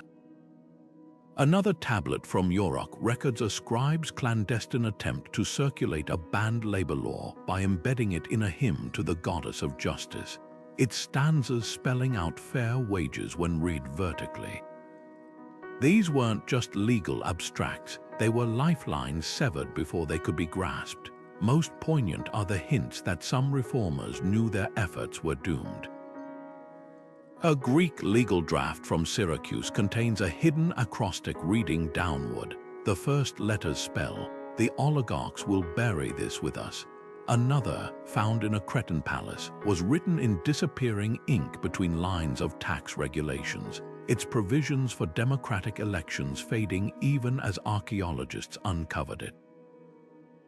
These acts of defiance, pressing truth into clay knowing it would be reburied, writing justice into existence if only momentarily, suggest an ancient understanding. Progress isn't inevitable, but neither is suppression eternal. The existence of these lost protections forces us to reconsider how social change happens or doesn't. We often imagine ancient societies as monolithic blocks of tradition, yet these scrolls reveal vibrant debates frozen mid-argument, roads not taken branching through history's basement. When a Mesopotamian law guaranteeing fair prices during famines is vetoed by a single priest's annotation, or when Roman tenant farmers' rights are quashed by a consul's whispered amendment, we're witnessing history's hinges swinging shut. The archives don't just show us laws that failed, they show us how tightly the door was held against them. Yet the very fact that these ideas were drafted, debated, and preserved, however secretly, proves they had champions. Somewhere in Nineveh, a scribe risked his neck to make an extra copy of that women's inheritance statute. In Memphis, a judge let that slave's petition survive as a curiosity rather than burn it. These fragments of courage, buried but not obliterated, remind us that the arc of justice has always bent through the shadows before reaching the light. And now, millennia later, their rediscovery poses an unsettling question. How many of today's progressive ideas are being similarly shelved, awaiting some future archaeologist's trowel to resurrect them? The parallels between ancient legal shadows and modern secrecy aren't just coincidental, they're chillingly intentional. Consider the Roman practice of senatus consultum ultimum, emergency decrees debated behind closed doors before being announced as divine inevitabilities. Fast forward to 21st century classified annexes tacked onto public laws, where entire surveillance programs hide in subclauses no civilian sees. Both systems rely on the same psychological trick, presenting power's decisions as fates accomplis, their origins obscured by layers of procedural theater. A Babylonian scribe's wax-sealed scroll and a modern government's redacted PDF serve identical purposes: to create plausible deniability for those in charge while keeping dissenters guessing. Take the ancient Assyrian tactic of temple ratification, where unpopular laws gained legitimacy through staged religious ceremonies. Today's version plays out in press conferences where complex policies are distilled into sound bites, their messy details buried in 1,000-page reports labeled for official use only. When archaeologists found cuneiform tablets marking certain edicts with a tiny symbol meaning, read aloud but never copied, they uncovered the Bronze Age precursor to the "for your eyes only" briefing. The medium changes clay to cloud storage, but the goal remains: control the narrative by controlling access. Even the methods of silencing dissent have modern counterparts. That Hittite scribe exiled for erasing the king's truth finds his echo in whistleblowers prosecuted under espionage laws. The Roman practice of banishing critics to distant provinces mirrors modern revocation of security clearances or professional blacklisting. What's striking isn't just the similarity of tactics, but their shared reliance on peer pressure. Ancient scribes feared being labeled disruptors of Maat or enemies of harmony, social death in close-knit city-states. Today's insiders risk being branded unpatriotic or conspiracy theorists, equally lethal to careers in the digital village. Yet there's one crucial difference: ancient secrecy often left physical traces. A pharaoh's scribe might hide a law, but the papyrus still existed in some vault. Modern systems can erase with terrifying efficiency, emails encrypted then deleted, cloud archives purged with keystrokes. When archaeologists uncovered those dual Assyrian tax ledgers, the very clay that preserved the deception also preserved the truth. Our digital age lacks such involuntary honesty. A government memo drafted today could vanish without forensic residue, leaving future historians no buried chamber to uncover. The most telling parallel lies in what gets hidden. Just as ancient archives suppressed progressive laws threatening elites, modern classification disproportionately shields documents about corporate influence, surveillance overreach, or military collateral damage.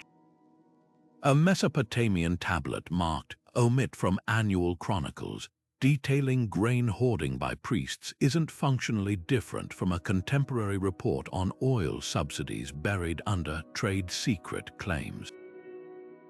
Both reflect power's instinct to conceal anything that might spark demands for redistribution, whether of Bronze Age barley or modern healthcare. This isn't to claim equivalence. Ancient rulers lacked accountability mechanisms we now take for granted: FOIA requests, investigative journalism, judicial review, but those tools only matter if used aggressively. When 9 out of 10 Freedom of Information Act requests for police surveillance tech are denied citing national security, the result resembles nothing so much as an Egyptian priest declaring papyri unclean for common eyes. The mechanisms may be more sophisticated, but the human dynamics, fear of exposure, addiction to control, remain stubbornly unchanged across 60 centuries. Perhaps the lesson lies in what survived despite suppression.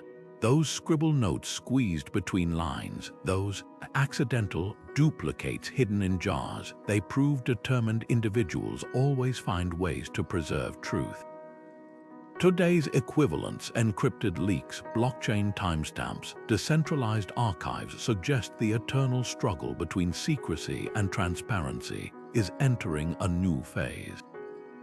The real question isn't whether modern governments resemble ancient regimes in their hunger for control, but whether we'll prove as resourceful as those long-dead scribes in making sure some truths refuse to stay buried.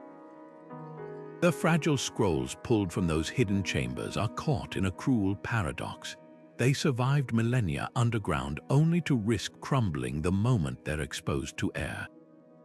Some are so brittle, even the gentlest touch sends cracks spiderwebbing through ancient ink. Others have fused into solid blocks, their layers glued together by time and moisture like the world's most frustrating paperweight. This isn't just delicate archaeology, it's high-stakes surgery where the patient is a 2,000-year-old legal code that could rewrite history with a single unbroken line.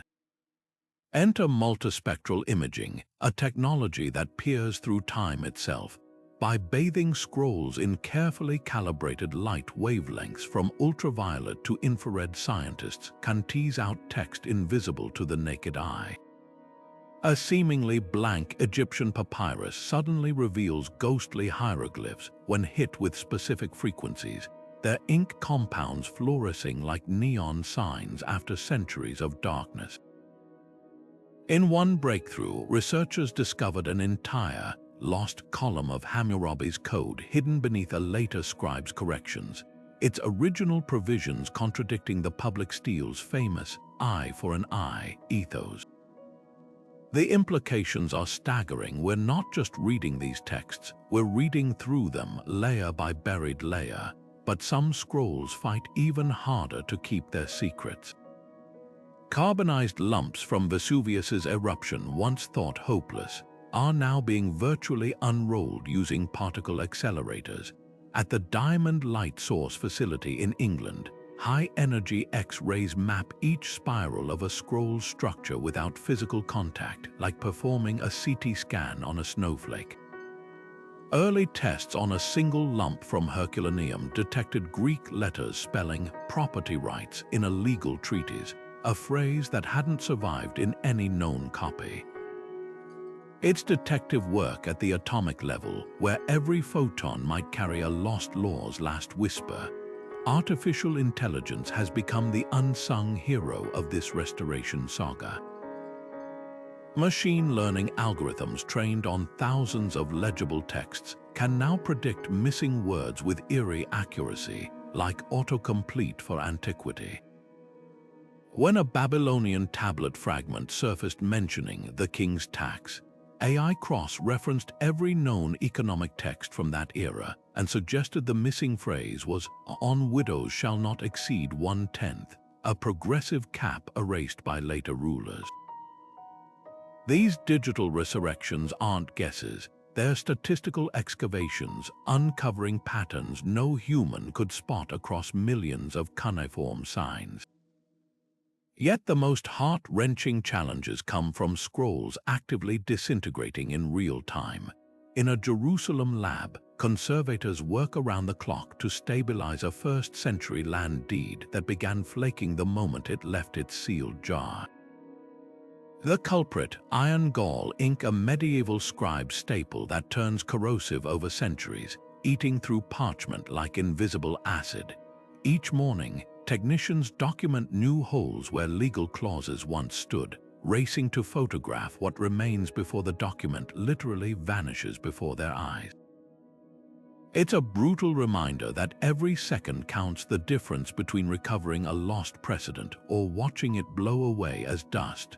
The stakes transcend archaeology. Some of these decaying texts hold the only copies of forgotten legal protections, rights for minorities, limits on royal power, early labor laws.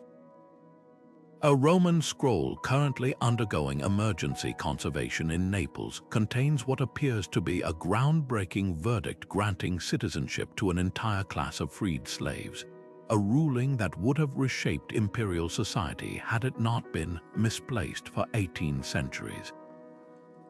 As the ink fades, so does our chance to reclaim roads not taken in justice's long evolution. What keeps researchers awake at night isn't just the fragility of the scrolls, it's the urgency of the clock. Humidity shifts from climate change accelerate decay in storage vaults. Political unrest threatens collections from Cairo to Mosul. Even well-meaning handling leaves traces. Oils from a single fingerprint can catalyze chemical reactions that erase entire paragraphs over decades.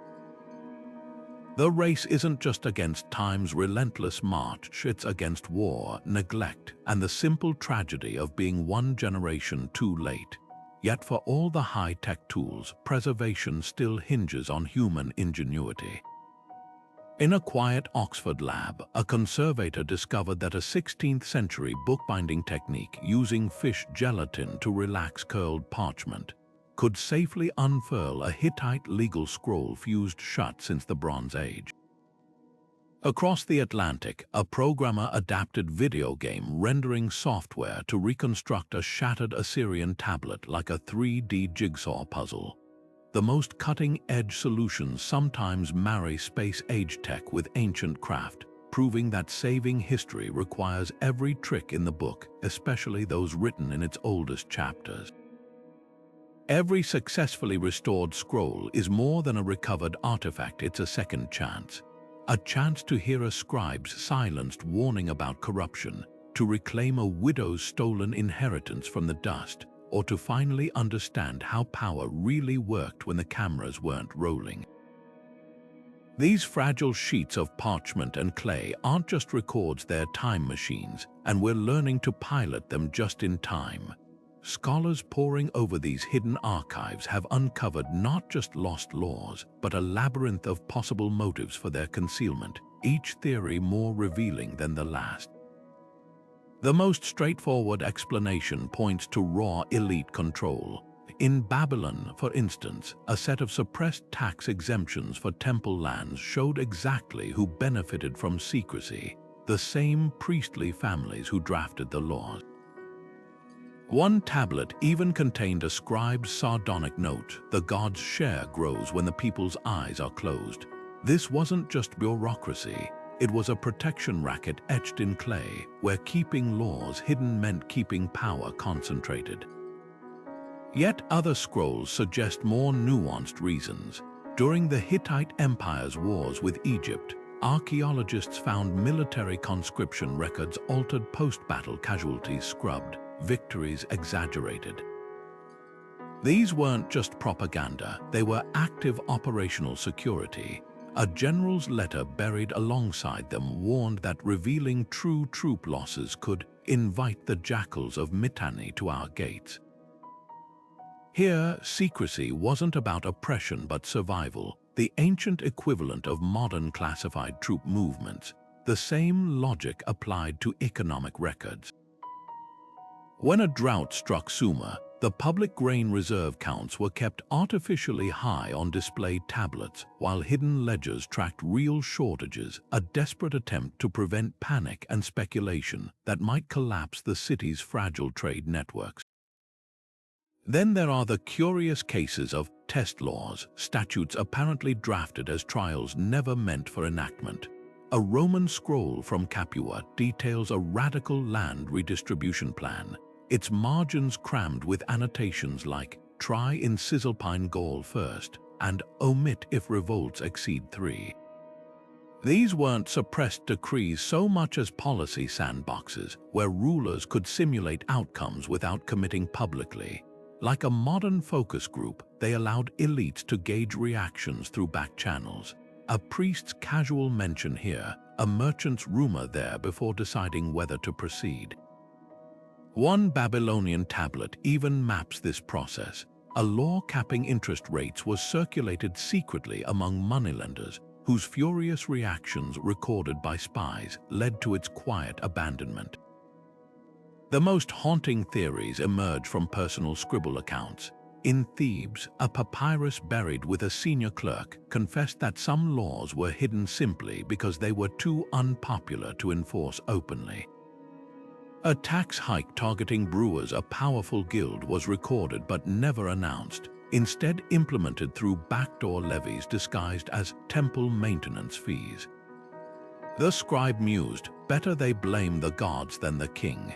This dual system allowed rulers to reap benefits while dodging accountability, a tactic chillingly familiar to anyone who's seen modern fees buried in fine print. Perhaps the most provocative theory comes from cracks in the system itself. Some archives contain multiple versions of the same law with escalating harshness, a land reform starting reasonable, then revised cruelly, then revised back. Scholars suggest these weren't inconsistencies but deliberate psychological manipulation. By leaking the harshest draft first, officials could make the final version seem merciful by comparison, even if it was still draconian.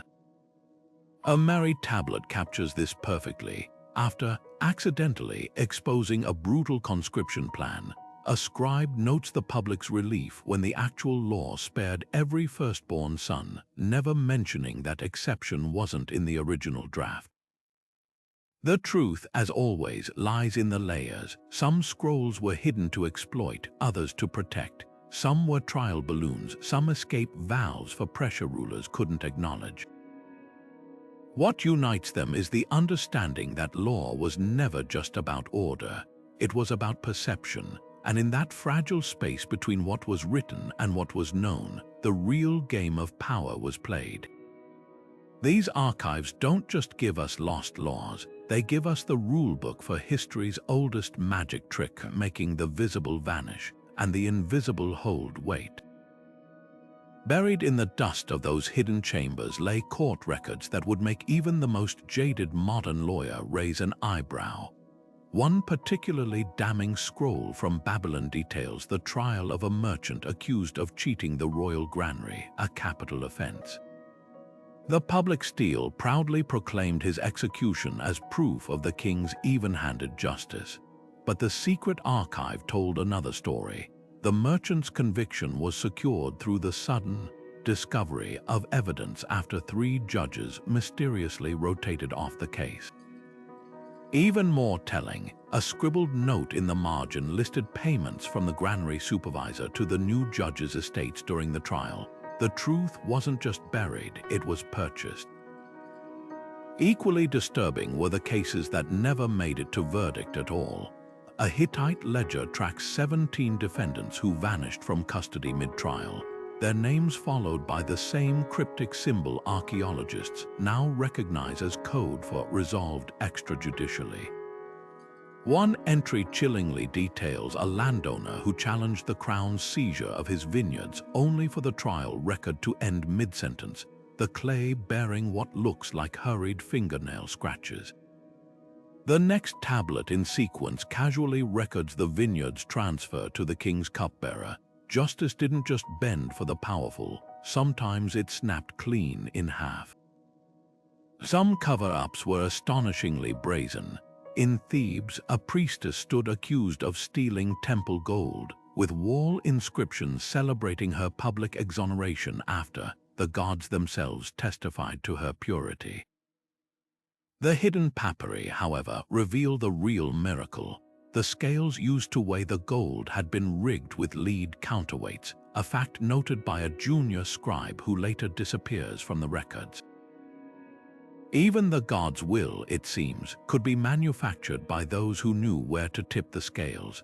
The archives also expose how legal systems weaponized procedure against the vulnerable.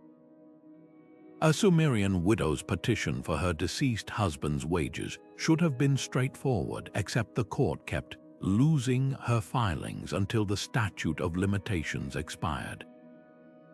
The scribe's private notes dryly record each disappearance alongside the name of the official who stood to inherit the unpaid sum. Other cases showed judges exploiting linguistic loopholes, like the Assyrian magistrate who ruled a slave couldn't testify against his master because a man's property cannot bear witness against him, a circular logic that effectively legalized abuse behind closed doors. Perhaps most unsettling are the patterns that emerge across generations. In Ugarit, researchers found near-identical land disputes separated by 60 years, same wealthy plaintiff, same obscure legal tactic, same baffling verdict. The only difference, the second trial scroll includes a tiny drawing of a tree, matching a symbol found on the first judge's tomb. The message was clear. Certain families had learned how to game the system so thoroughly, their advantages became hereditary. Yet the archives also preserve flashes of resistance. Between the lines of a Roman property trial, someone pressed tiny dots beneath letters spelling cave, beware, likely a clerk's warning about falsified deeds. A Babylonian judge's private diary confesses he upheld an unjust verdict because the god's sword nods at my throat, but includes a sealed copy of the dissent he wished he'd given. Even in the face of systemic corruption, individuals found ways to etch the truth into history's margins, however faintly. These cases force us to confront an uncomfortable truth. Ancient courts didn't just occasionally fail, they were designed to. The same mechanisms meant to protect the innocent sealed evidence, judicial discretion, procedural complexity could be reverse engineered to shield the guilty. When power writes the rules, justice often becomes just another form of theater, with verdicts scripted long before the trial begins. The real miracle isn't that some verdicts were rigged, it's that enough people still believed in the ideal to risk documenting the fraud. Their buried testimony, now unearthed, whispers across millennia. The law has always been both shield and weapon, depending on who holds the pen. Archaeologists have become detectives of dust and decay, scouring every corner of the ancient world for hidden chambers that might hold the next legal bombshell. In Greece, teams are using ground-penetrating radar to scan beneath the Agora of Athens, where whispers of a secret stoa once used to store controversial court rulings have persisted for centuries. Just last year, a team in India made headlines when they discovered a hollow space beneath the ruins of Pataliputra's royal archives, a chamber lined with shelves that once held birch bark scrolls detailing Mauryan dynasty tax exemptions for powerful merchants. The scrolls themselves are gone, likely disintegrated by humidity, but the shelf indentations remain, silent witnesses to what was deliberately kept from public view. The methods of this global hunt are as diverse as the cultures being studied. Along the Nile, researchers are employing sonar technology typically used for shipwrecks to map hidden chambers beneath temple complexes, already identifying 3 potential voids near Karnak's sacred lake where priest-jurists once stored sensitive rulings. Meanwhile, in Mesoamerica, archaeologists are training AI to recognize telltale architectural anomalies in Mayan palace ruins, false walls, unusually thick floors, or ventilation shafts leading nowhere, all potential markers of concealed record rooms. One recent discovery in Capon revealed a narrow tunnel behind a scribe's bench, its walls bearing charcoal tallies that may correspond to missing sections of the city's famous stelae. What makes these searches so electrifying are the patterns emerging across civilizations. The same design quirks keep appearing. Chambers tucked beneath administrative areas rather than treasure vaults, ventilation systems to preserve documents rather than hide loot, even standardized marking systems to denote secrecy levels. A Roman archive recently uncovered in Spain used the same wax seal color coding as the Assyrians' red for economic decrees, black for judicial despite being separated by continents and centuries. This isn't just about finding individual documents, it's about uncovering a universal playbook for controlling information that transcended cultures. Yet every potential discovery comes with ethical dilemmas. When drones spotted unnatural rectangular cavities beneath a sacred Jain site in India, local communities protested further excavation, fearing disturbance of religious space. In Ethiopia, a proposed dig for Aksumite legal archives was halted after elders argued some truths were buried for good reason, to prevent old clan disputes from reigniting. These tensions remind us that not all secrets want to be found, and that archaeology must balance historical revelation with cultural respect. The most tantalizing leads often come from unexpected sources. A medieval Arabic manuscript describing the pharaoh's second library beneath Memphis recently led researchers to re-examine seismic data from the area, revealing anomalies consistent with a vast subterranean structure. In China, farmers digging a well near Xi'an struck not water but a buried courtroom from the Qin dynasty, its walls inscribed with verdicts that contradict the first emperor's reputation for harsh but impartial justice. Even failures yield insights. A fruitless decade-long search beneath Rome's tabularium taught archaeologists how to distinguish natural voids from architecturally sealed spaces, refining techniques now used worldwide. What keeps these teams digging through blistering heat and bureaucratic hurdles is the transformative potential of a single find. One intact archive could rewrite our understanding of gender rights in ancient Sparta, or reveal how Persian emperors managed their vast multicultural empire through localized legal fictions.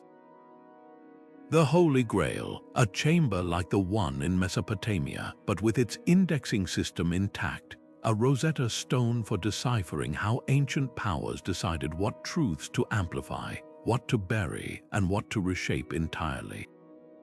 Until then, every scrape of the trowel, every blip on a radar screen, carries the possibility of cracking open history's most guarded vault, not of gold, but of the far more dangerous currency of truth.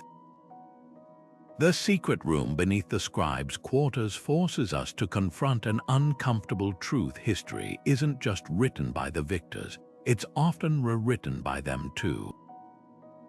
Those carefully concealed scrolls and tablets reveal a world where justice wore 2 faces, one carved proudly on public monuments, the other etched in whispers on hidden parchments. This duality didn't just shape ancient societies, it built the very foundations of how power operates. When rulers could selectively enforce laws, bury unfavorable verdicts, and disappear inconvenient precedents, they didn't just control their present, they designed their legacy. Consider the sheer psychological brilliance of this system. Citizens in Babylon or Rome went about their lives believing in fixed, immutable laws, codes literally set in stone. Yet all the while, shadow statutes could adjust reality behind the scenes like invisible puppet strings. A merchant might be taxed under one rate at the market square, while his competitor paid half through a loophole recorded only in some subterranean jar. A widow could appeal to the eternal justice of the gods, not realizing her case had already been decided by an unpublished decree. This wasn't just corruption, it was gaslighting on a civilizational scale, conditioning people to doubt their own experiences when they conflicted with official reality. The implications ripple far beyond archaeology. Every time we hear phrases like "classified in the interest of national security" or "the full report remains under judicial seal," we're encountering the same ancient playbook. Modern governments still maintain their own versions of those hidden chambers, whether it's undisclosed FISA court rulings, redacted congressional reports, or parallel legal systems like corporate arbitration. The technology has changed, but the power dynamics remain eerily familiar. Those who control the archives control the narrative, and by extension, the truth itself. Yet there's hope in how these ancient secrets eventually came to light. The very existence of those hidden archives proves that some scribes, whether out of defiance or professional pride, refused to let the complete record die. They may have bowed to power in public, but in the shadows, they preserved the uncomfortable truths that balance sheets and royal chronicles omitted.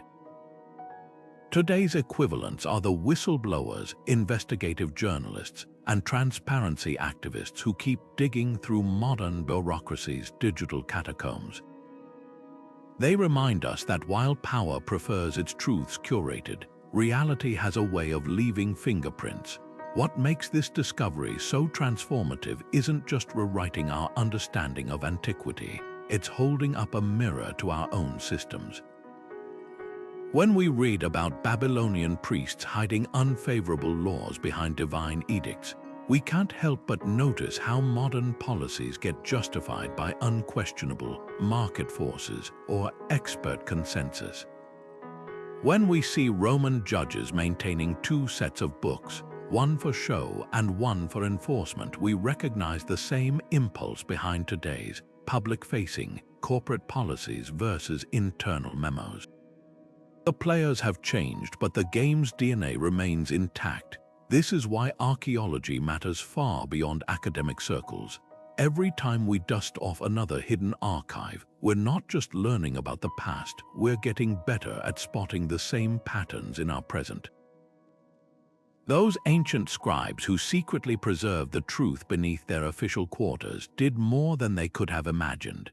They left us not just records, but a warning that the most effective systems of control aren't those that impose through force, but those that shape perception through selective disclosure. As the camera pulls back from those dusty shelves and faded scrolls, the real revelation isn't about ancient kings or forgotten laws, it's about us, about how we choose to engage with the official narratives of our own time. Will we accept the chiseled stelae at face value, or will we keep searching for the hidden chambers where the full story might reside? The choice determines not just how we understand history, but what future histories will say about us. And if there's one lesson those long-dead scribes would want us to take from their carefully guarded secrets, it's this: the truth rarely lives in the spotlight. It waits in the shadows, patient as clay, until someone cares enough to dig. If this look behind the curtain of ancient power resonated with you, hit that like button and let us know in the comments what modern-day hidden archive do you think historians will uncover centuries from now. Don't forget to subscribe for more deep dives into history's untold stories, because as today's journey proves, the past is never quite as simple as the official record claims, and the most fascinating truths often lie